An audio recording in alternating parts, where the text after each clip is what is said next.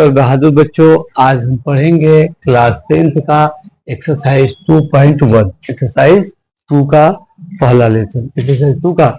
चलिए पहला एक्सरसाइज आपका रहा है। एक्सरसाइज 2 में है पोलिनोमियल, मतलब बहुपद। बहुपद इससे पहले भी हम सबके सामने आ चुका है।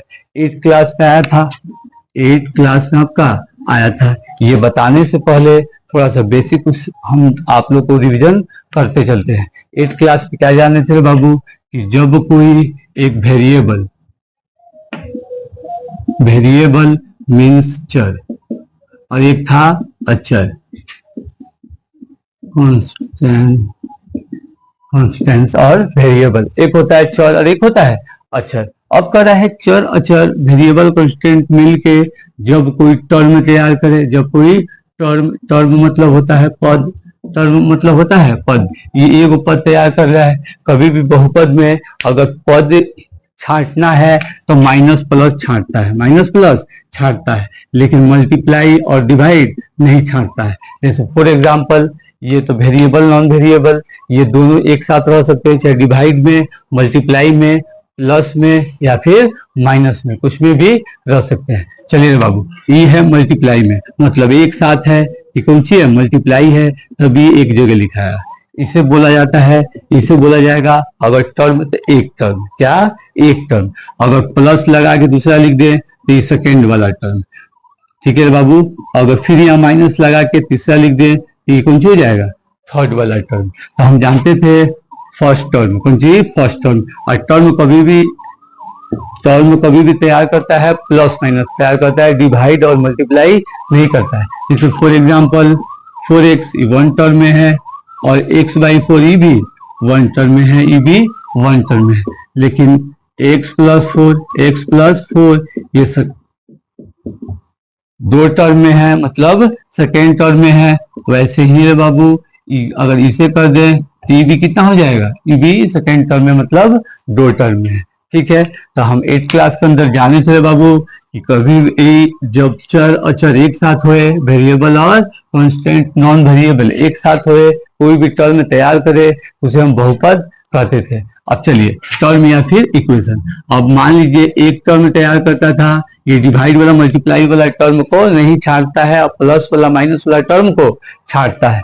ये हमारा हो गया बाबू 4x, मतलब वन टर्म। अगर हमारा रहता 4x + y, ये हो जाता कुछ ही सेकेंड टर्म।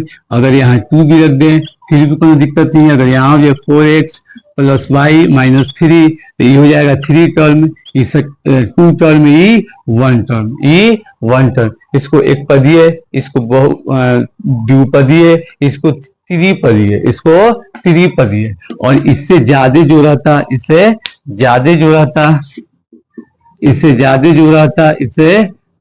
जो रहता बाबू उसे हम कहते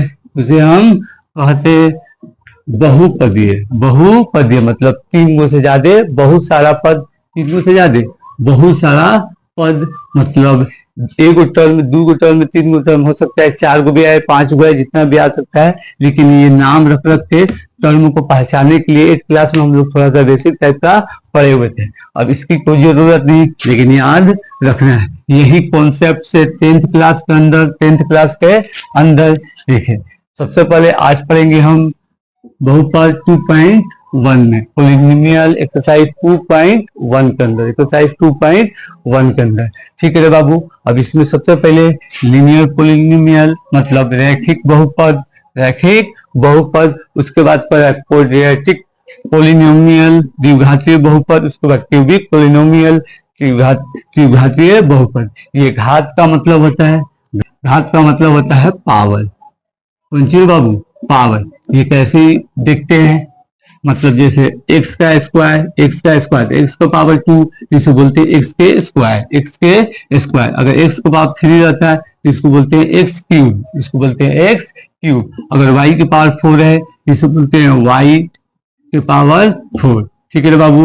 और एक चीज और समझना है आप लोग को कि ये वेरिएबल कांस्टेंट है, ये दोनों मिल के बनाता बहुपद, यहाँ हमें घात जानना है। ये पहला चैप्टर में लीनियर पॉलिनोमियल में ये हमें पढ़ना है 3 एक्सरसाइज में। कौन एक्सरसाइज में, थ्री। ये जैसे नाम है रैखिक बहुपद, ये रैखिक पे काम करेगा, रैखिक पे काम करेगा, रेखा पे, लाइन पे काम करेगा। इसमें एक y होता है, एगो x होता है, ऐसे ही होता है y डैश और x डैश, ऐसे ही होता है बाबू। क्योंकि देख ले थोड़ा सा बिगड़ा रहा है, हाँ आ रहा है, चलिए एक्स डैश होता है, तो ये वाई वाला लाइन है और ये एक्स वाला लाइन है, इसलिए इसमें कभी भी इक्वेशन बनता है, एक्सरसाइज किसमें पढ़ना है, थ्री में, तो इसमें कभी भी इक्वेशन बनता है तो हमारा वेरिएबल मान क्या होता है, ए से लेके जेड तक, मतलब टोटल अल्फा बीटा, ज्यादा भले बहुपद में एक्स वाई मिलेगा, लेकिन कोई भी मान मिले दिक्कत नहीं है, सब के सब वेरिएबल में आ जाएगा। चलिए चर में आ जाएगा। अब तो है बाबू एक्स और वाई, लीनियर एक्सरसाइज 3 में पढ़ना है। इसका दो चर वाला, जैसे दो चर, एगो एक्स है एगो वाई, जैसे हमारे पास है ए एक्स प्लस बी वाई और प्लस सी, प्लस माइनस भी हो सकता है, प्लस माइनस बी जीरो, इससे कोई घबराने वाली बात नहीं। इसको उधर भेज देंगे, इसको उधर भेज देंगे, बात समझ में आया, इसको उधर भेज देंगे। ये हो गया 2x, सॉरी ए एक्स प्लस बी वाई, मतलब ये कॉन्स्टेंट कोई नंबर का मान हो सकता है, ये भी नंबर का मान हो सकता है। ये है एक्स, ये है वाई, मतलब लाइन जैसा काम करे। एक्स वाई क्यों बताना चाह रहे हैं, क्योंकि एक्स वाई अभी इसलिए बता रहे हैं कि थोड़ा सा बेसिक है तो समझ लीजिए, क्योंकि 2.1 बहुत छोटा सा एक्सरसाइज है। तब लीनियर पॉलिनोमियल है, लेकिन बहुपद ए एक्स प्लस बी एक्स और प्लस सी इक्वल जीरो, प्लस माइनस कुछ भी हो सकता है। अब पता है द्विघातीय, मतलब ऐसा इक्वेशन ये हमारा हो जाएगा रे बाबू 2y माइनस 3, मतलब कोणीय घातीय इसमें रहेगा बस x। y आपके लिए लिखे थे, लेकिन हम सोच के फिर मिटा दिए, क्योंकि जब कोई भी स्क्वायर घात वाला आएगा, हमें 10th में पढ़ना है 4 नंबर एक्सरसाइज में, किसमें 4 नंबर एक्सरसाइज में, ठीक। तो ये एक उपादान स्क्वायर वाला होगा, एक उपादान स्क्वायर वाला होगा।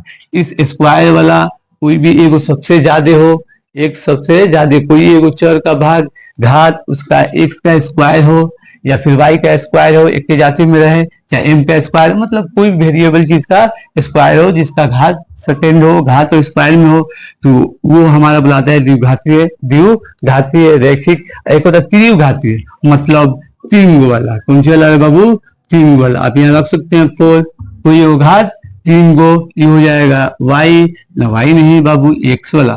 जब काम करेगा लीनियर इक्वेशन तो कोई घात कोई स्क्वायर नहीं, इसमें x और y काम करेगा, लेकिन 10th में ये स्क्वायर वाला में और क्यूब वाला में ओनली खाली वेरिएबल कौन सी होगा, एक ही, मतलब x रहते x ही, y रहता y, m रहता m ही, ये दोनों में सेम रहता है। एक वेरिएबल मगर सब इक्वेशन में रहे, चाहे एक में रहे, लेकिन एक वेरिएबल रहेगा इसके अंदर। और रैखिक समीकरण में 2 गो, ये हमें पढ़ना है 3 में, ये हमें पढ़ना है 4 में, ठीक है। अब बात आता है हमारा फर्स्ट में। आप कहिएगा सर ये तो हमें बता दिए, कि ये सब काम है थर्ड एक्सरसाइज में और फोर्थ में, लेकिन 2 के लिए क्या बताएं हम, 2 के लिए क्या बताएं, तो 2 के लिए यही बताएं, बहुपद चालू है इसीलिए हम बताएं, सारा चीज अभी सोचिए बता दे। 2 के लिए इसमें फाइंड करना है, फाइंड जीरोज, ठीक है, फाइंड जीरोज, शून्य को ज्ञात करो, ठीक है। फाइंड जीरोज, ये फाइंड जीरोज क्या होता है, तो सबसे पहले एक्सरसाइज 2.1 में 4 गो या फिर 5 गो की 6 गो लगभग, वो एक फिगर टाइप का दिया हुआ है, ऐसे फिगर टाइप का दिया हुआ है, ऐसे ये वाई वाला एजेंडा, ई एक्स वाला एजेंडा। अब इसके अंदर पूछा है कि शून्य, ये क्या है, बहुत ही आसान है, थोड़ा सा ध्यान देना है। फाइंड जीरोज मतलब शून्यों की संख्या फाइंड करना है, ठीक है, बताना है। तो जब हमारे पास कोई भी लाइन दिया हो, ऐसे दे दिया हो, तो जीरोज फाइंड करना है, इसमें जीरोज फाइंड करना है। मान लीजिए P X equal to Y equal to P X, जैसे तक कुछ दिया है, पी एक्स पर मान के क्वेश्चन देख लेते हैं। और पी एक्स के लिए Y equal to P X graph दिया, सही बात है, पी एक्स के लिए Y equal to P X graph दिया, Y equal to P F graph दिया। तो अब देखिए इसके अंदर हमें क्या करना है, इस चैप्टर के अंदर ये शून्यक में हमें बस ये देखना है कि एक्स वाला घंटा पे कितना बार टच कर रहा है, एक्स वाला घंटा पे कितना बार टच कर रहा है। 1 2 3 सॉरी 1 2 और 3, तो यहाँ लिख सकते हैं number of zeros, number of zeros. ठीक है, यहाँ लिख सकते हैं बाबू शून्यकों, हिंदी मीडियम के लिए शून्यकों की संख्या, शून्यकों की संख्या 1 2 और 3 है, 1 2 और 3 है। चलिए अब यहाँ पे एक और लाइन डाल देते हैं, इसे मिटा देते हैं, इसे मिटा देते हैं, एक और लाइन डाल देते हैं, एक और लाइन डाल लेते हैं बाबू। ई वाला हो गया वाई, ई वाला हो गया एक्स, ई वाला हो गया एक्स। अब बताइए 3 बार टच कर रहा था, अब मान लीजिए ऐसे दिया हुआ है, ऐसे दिया हुआ है। अब बोले शून्यकों की संख्या निकालना है, तो भाई जीरोज है, भाई जीरोज है, मतलब number of zeros equal to कितना है 2, इक्वल टू 2। अगर हमारे पास फिर एक दिया हो ऐसे, फिर एक दिया हो ऐसे, मान लीजिए ऐसे दिया हो जीरोज, तो ये हो जाएगा zeros equal to, zeros equal to 0, क्योंकि ये खाली वाई पे दे रहा है, एक्स पे नहीं दे रहा है, वाई पे दे रहा है, एक्स पे नहीं दे रहा है, ये फाइनली जीरो।